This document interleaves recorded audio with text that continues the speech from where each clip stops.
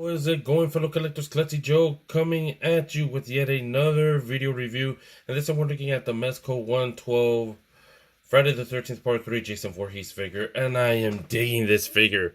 Honestly, I'm a huge horror movie buff when it comes down to all this stuff. And I'm really digging how is it that they made this guy. So much so that I might actually consider getting another one out of this guy because it's just that good. And so anyways, let's take a little look at Michael, and then after that we'll start looking at the accessories. Now this figure is actually pretty cool.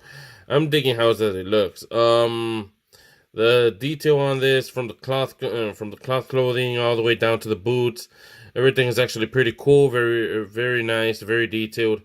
You do get to see that there is a little bit of string right here, but nothing that a little scissor won't cut. I mean, won't be able to do. Another thing that you will notice is that it does end up having a belt, and yes, it's a plastic belt. It's actually pretty cool. It's held on by these strings that are on the by these seams that are actually on the pants. So that's actually pretty cool. And this shirt is not removable, so don't try. Don't do the stupid thing. Don't do what I do, which is do something very, very stupid and then regret it later. All right, trust me. Anyway, so let's just look at the accessories that this guy ends up coming out with, and then we'll look at this dude because yeah, we got some things that we got to talk about. Okay, so for accessories, all right, he's got a lot.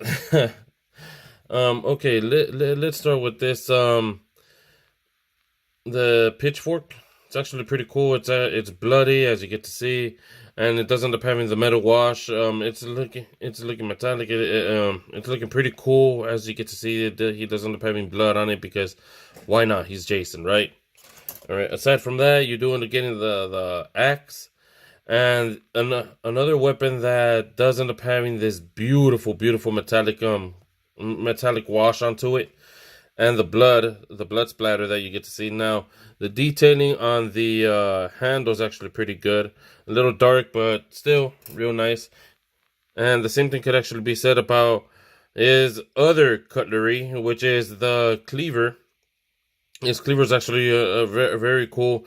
I like the color on the handle right here. It does end up looking a lot like like an original cleaver, and you get to see the blood splatter right here yet again. You also end up getting the hunting knife, and it is also with that metallic wash and the blood right here. So the blood splatter is actually kind of a continuous thing on over to him. You get to see that he ends up having a monkey wrench. Now, I don't necessarily see any blood splattering onto this one, so I don't know. Yeah, I don't see any blood splattering on over to this, but it does look real cool, very nice, very detailed. As you get to see, there are some scrapes where they made it look like if the paint was actually chipping. Very nice, very true. He also ends up having the fireplace prod. At least that's what I'm calling it. I don't know if that is the name of it. Feel free to correct me. The handle on it just looks like a white handle. I mean, there's no detailing on this one, but you get to see that there's some blood right here, and including at the tip and the hook of this prod. So it's actually pretty cool. And he also comes with his cleaver. No, his machete, folks. Come on. His machete is actually pretty cool. This is a standard weapon of choice, and it's looking very nice. The blood splatter you get to see right here on over with the metallic finish. It's a very nice one, including the handle. It's looking very cool. And this spear gun, which he does end up using to impale somebody. He does not shoot anybody with it, or I think he... Oh, no, wait, he does. My bad. He does end up shooting somebody with it. And it's actually pretty cool. And now that we got all of his weapons aside, now let's look on over to his heads. His heads are very, very nice and detailed. You get to see that there are some gloss in the eyes. They are both looking very detailed. Nice paint job on them. I'm digging it, especially on the teeth. Like, how rotten are his teeth looking? I am kind of in favor of this one a little bit more because of the blood splatter and the little cut right here. I recently got a cut, around here because I was being a very, very, very naughty child, and this gash actually does end up reminding me a lot of how is that it looked. It looked all bloody, disgusting, and everything. So you do get that. And to pair with those, you do end up getting the regular and the bloody mask. So they do end up going real nice. Now, one thing that I will show you guys before I actually show you the hands is that for this one, for this specific Jason Voorhees head. All right, let me just line everything up. You get the cleaver, which is what the girl ended up using in the movie. And you could stick it in there, and it's wedged down real nice. Looks very cool. I'm actually digging this. I'm actually digging this a lot. It's very nice. Very true to the movie. Anyway, so aside from that, let's just get injured Jason, and let's just put the mask on this guy, because you know what, these guys they are not pretty. All right. Now, as for the hands, he does end up having these hands, which are the choking hands, I call them.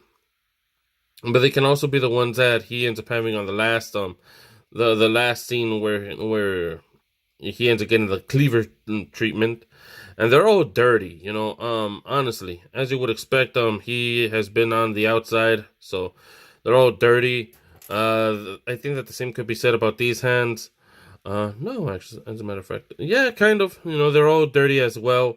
The trigger hand and the I guess a choking hand, I guess we could actually say, because there is no other point over for using this. Now, the trigger finger hand, you could just slap it on over to this one, and it fits just nice. It's actually pretty cool. And then the machete holding hands, which are actually pretty cool. And so, yeah, those are all his accessories. He did end up coming with this stand, which does also kind of, it tries to emulate the movie poster, and I'm digging it. They did end up using a texture on over to this, which is actually real nice. They should start using this for all of them, because for the most part, the glossiness out on these stands and just scratching up real easily. So yeah, let's Mezco, if you're hearing me, get on this. Do this, okay? This actually looks real nice. It looks very clean, and I'm digging this a lot more. It's not gonna scratch all that easily.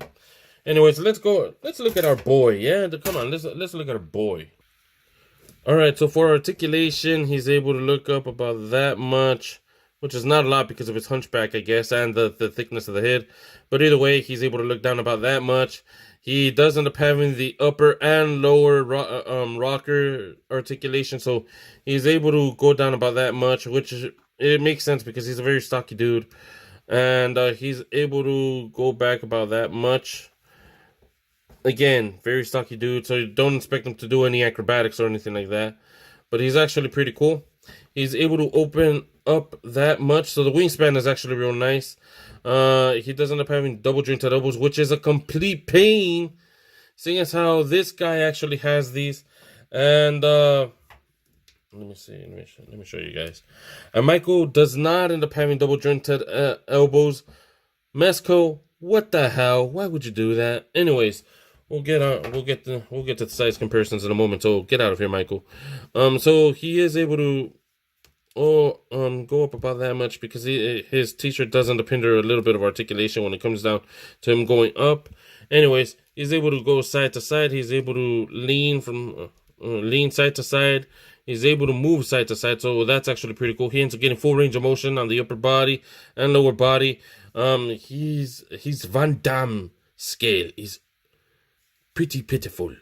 And the reason why is because of the pants. I do not want to push him anymore. But yeah, that's about as much as he's actually going to do the splits. He's able to kick up about this much. There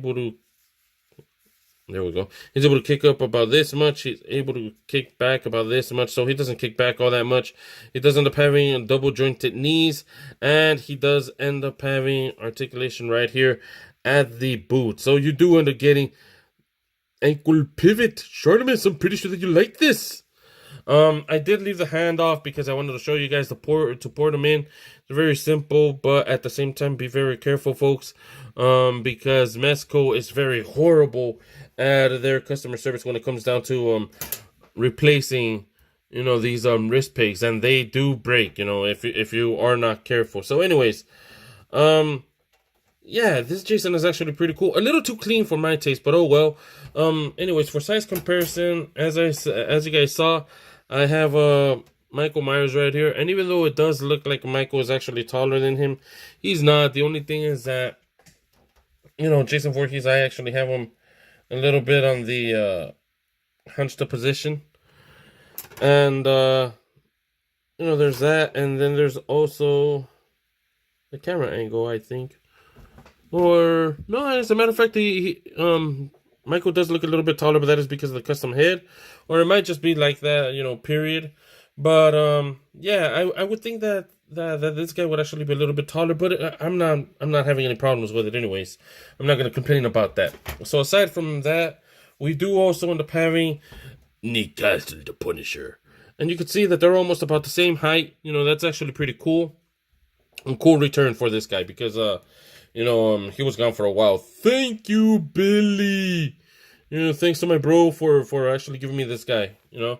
And the last comparison that I can actually do is with the blade, which I will be doing a review and show you guys a little bit about the custom work that I've actually done on over to him, which is very, very minimal. But anyways, it's not your video, dude. Wait your turn. Either way, just looking at this figure, the final thoughts is I love this figure. I'm a horror movie enthusiast, and just looking at this kind of stuff really it really does get me all pumped up. I will be getting the Freddy Krueger and the Ash and the Dawn of the Dead figures pretty soon.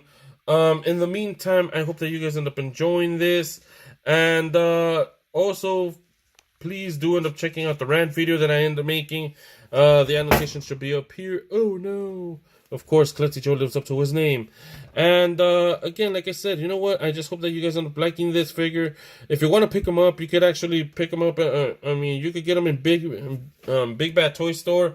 And also, if you're around the Arcadia / Pasadena / Alhambra and all that area, and you would actually want to get them, you could actually pick them up at this store called Hypnotized Hobbies, which is located at the Westfield Santa Anita Mall store. And you know, they end up having this guy on stock along with the Blade and a Popeye. I do know that they're gonna try to get some more figures, so do be on the lookout for all that. Anyways, this has been Klutzy Joe. I hope that you guys end up enjoying this, and peace. Let me just put the order thing. And there we go.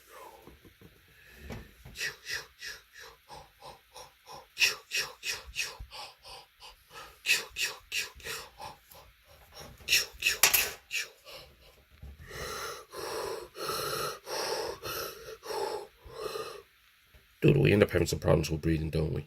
Yeah, we do. Anyways, that's enough of my toys.